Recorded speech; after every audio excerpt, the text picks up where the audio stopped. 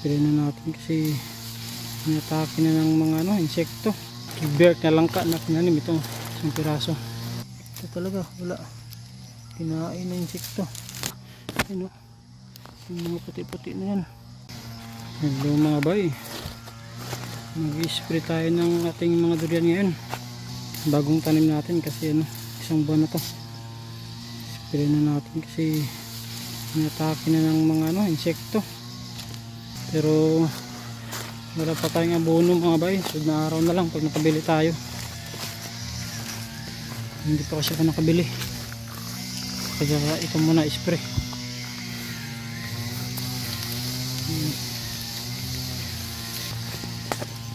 Ganda na ng dahon, masangking. Tapos meron pala ako dito mga bay, kibert na langka na pinanim ito, isang piraso. Sprayan din natin. Sinubukan natin magtanim ito kasi masarap daw to.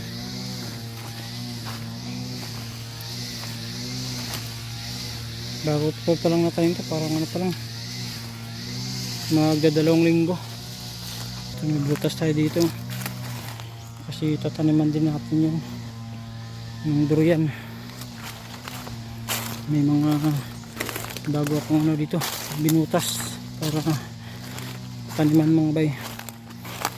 Ito puyat.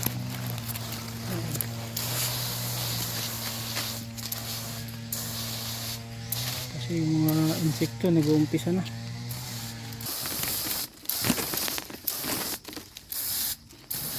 Ito yun mga bay, ang kapal na ng dahon niya. Tapos dun may butas ako.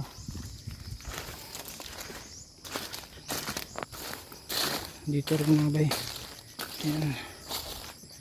Kasi itong puno ng avocado, pangit na kasi, kaya pinatay ko na lang para mataniman natin dyan ng isa.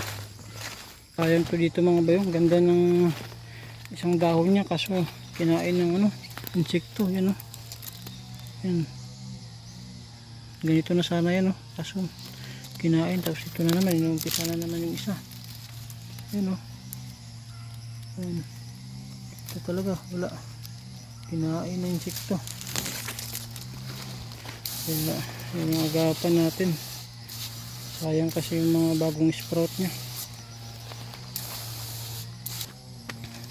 Ito musangking, muntik madali itong musangking natin dito nung nagtumba tayo nitong puno ng durian. Laki nito, hindi pa natin naputol-putol. Mabilis ang spray lang ito mga bay kasi nag-ikot-ikot ako kanina, yung nakita ko kinain ng insekto yung dahon, kaya nag-spray kagad tayo ngayon. Dito rin sa bagong musangking natin, yung mga puti-puti na yan, bubutas-butas nila yung dahon.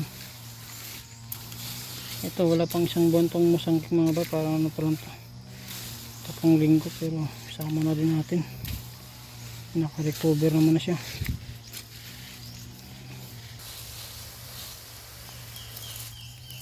Yan mga bayo, ganda ng mga bagong dahon niya. Kaya yan dapat yung alagaan natin na hindi tayo muna na insekto. Itong mga malalaki natin tsaka na itong mga bay kasi wala pang March. Sa March na natin i-spray yan. Pa lang kasi ngayon February 26. Itong mga maliliit. Yan butas-butas na nila mga bay. Grabe talaga yung mga insekto. Pero dito lang naman, dun sa isang mini farm natin, wala naman masyado dun sa Cotabato. Ito, diwan-uwan, pakapal na ito mga bay kasi may mga siya, bagong palabas na dahon.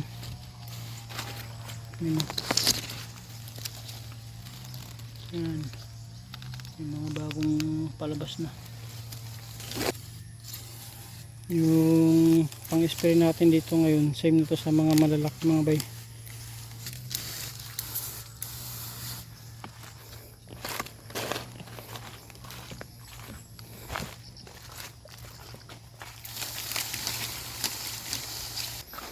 Last mga bay.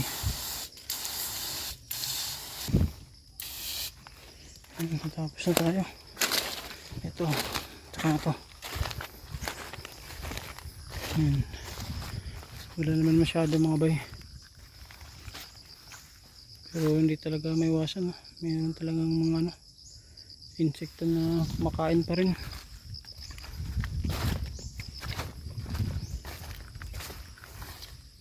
Yun.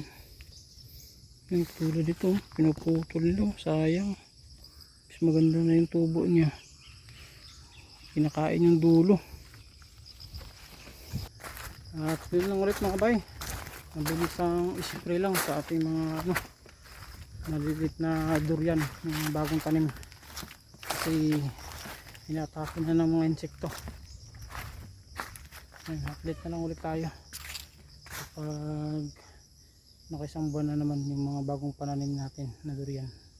At maraming salamat sa panonood. Ingat po tayo palagi.